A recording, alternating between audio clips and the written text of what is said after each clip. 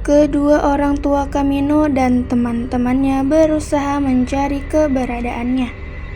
Kalau sampai jam 12 ia tidak pulang, kita lapor polisi, kata Parjan teman dekatnya.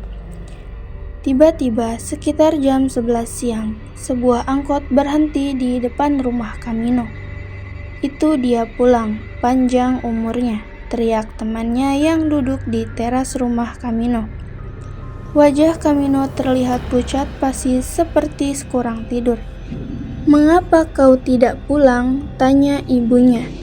"Aku dirampok, sepeda motor dilarikan perampok. Aku tidak berani pulang sendirian. Malam tadi aku tidur di pos jaga," katanya berdusta. "Ibu kan sudah bilang kalau narik ojek siang hari saja. Kau tidak pernah mau dinasehati orang tua," kata ibunya. Aisyah pun rupanya sudah mendengar berita bahwa Camino tidak pulang tadi malam. Gadis itu menemuinya selepas tengah hari. "Sudah kubilang, malam hari jangan narik ojek. Mas bandel tidak mau dinasihati," kata Aisyah ketika mereka berdua bertemu di rumah orang tua Camino. "Ibuku juga tadi berkata sepertimu," kata Camino. Sejak mengalami kejadian itu, Camino tidak lagi berani narik ojek malam hari. Bahkan ia menolak jika diminta untuk mengantarkan penumpang lewat Pasar 8 di Kecamatan Hinai. Namun, kejadian aneh yang dialami Camino tidak hanya cukup sampai di situ saja. Saat tidur malam, ia sering mengalami mimpi berhubungan intim dengan Kuntilawati Puspita Dewi. Namun anehnya, kemaluan Camino kian hari kian menciut dan tak lagi bisa ereksi. Camino menjadi gelisah bagaimana dia bisa membahagiakan Aisyah nanti. Berbagai obat kuat seperti yang diiklankan di koran sudah Camino coba. Apakah berbentuk minyak oles, krim, pil, sampai vakum besar, tapi hasilnya nihil. Akhirnya Camino menemui seorang dukun. Kepada sang dukun ia menceritakan kejadian yang menimpanya tempo hari.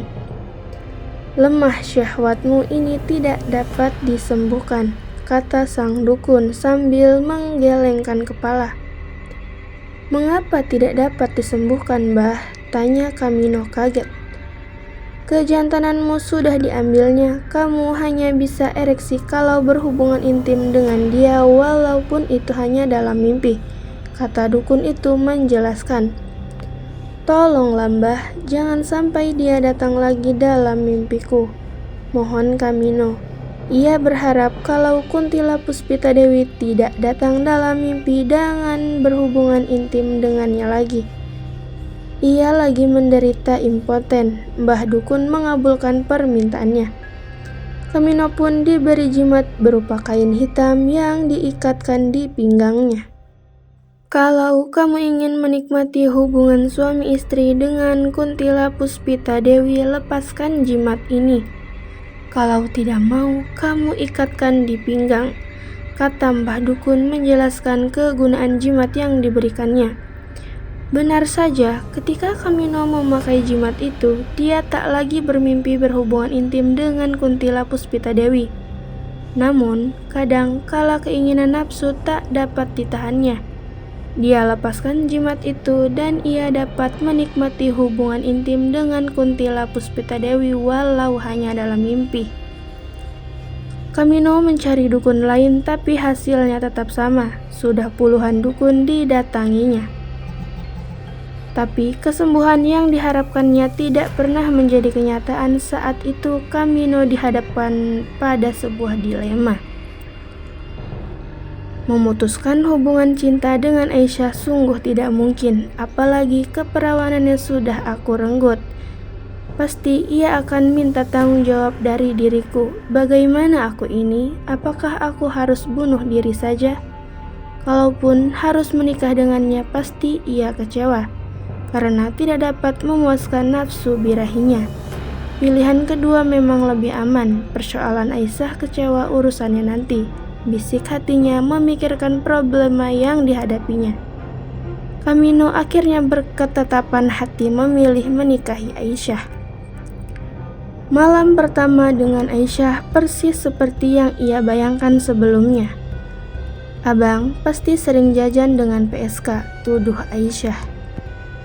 "Buktinya abang kehilangan keperkasaan. Kalau abang tidak selingkuh, lalu apa yang menyebabkan keperkasaan abang hilang?" tanya Aisyah. Di malam pertama itu terjadi pertengkaran. Aisyah sangat kecewa sekali. Soalnya ia pernah merasakan kenikmatan syurgawi saat berhubungan intim di luar nikah bersama Kamino.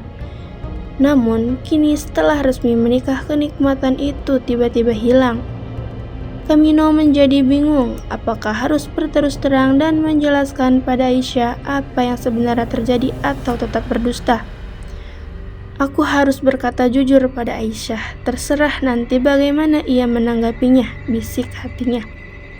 Akhirnya Kamino menceritakan peristiwa yang dialaminya beberapa waktu lalu. "Dasar laki-laki mata keranjang, hidung belang," maki Aisyah. "Apapun kata-kata yang kau ucapkan, abang terima. Abang sudah berusaha mengobatinya kemana-mana, tapi tidak bisa sembuh. Maafkan abang Syah, mohon Kamino." Aisyah hanya diam membisu sepanjang malam itu. Keduanya tidak dapat tidur. Malam kedua, kejadiannya juga sama seperti malam pertama kemarin.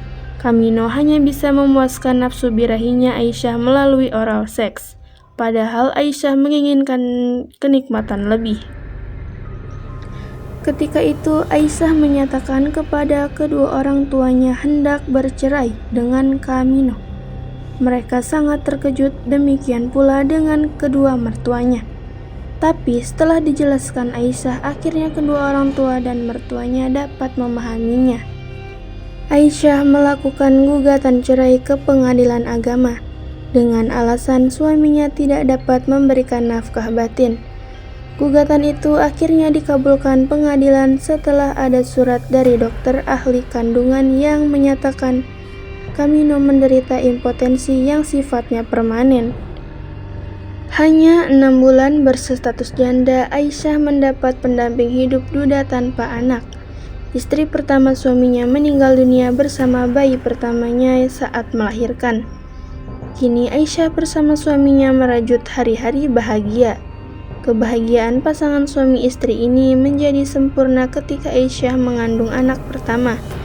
Dan kini Aisyah sudah dikaruniai 4 orang anak dan mulai beranjak remaja.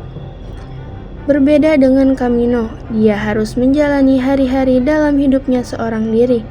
Ketika ia tak sanggup lagi menahan gejolak nafsu birahinya, Kamino melepaskan jimat yang terikat di pinggangnya. Kuntila Puspita Dewi selalu datang dalam mimpinya. Mereka berdua menikmati hubungan suami istri. Anehnya, di dalam mimpinya itu kemaluan Kamino berubah menjadi perkasa. Dan begitu ia terjaga, celana dalamnya dibasahi cairan sperma. Namun ternyata dampak dari hubungan intim itu meskipun hanya di dalam mimpi mendatangkan penyakit kanker prostat. Pada mulanya, Kamino tidak menghiraukan penyakitnya itu, tapi kemudian ia tidak sanggup lagi menahan rasa sakit saat hendak buang air kecil. Keluarganya segera membawanya ke rumah sakit. Ia pun harus menjalani operasi pengangkatan sel-sel kanker. Karena penyakit kanker yang dideritanya termasuk kanker ganas, pada operasi ketiga Kamino berpulang ke rahmatullah.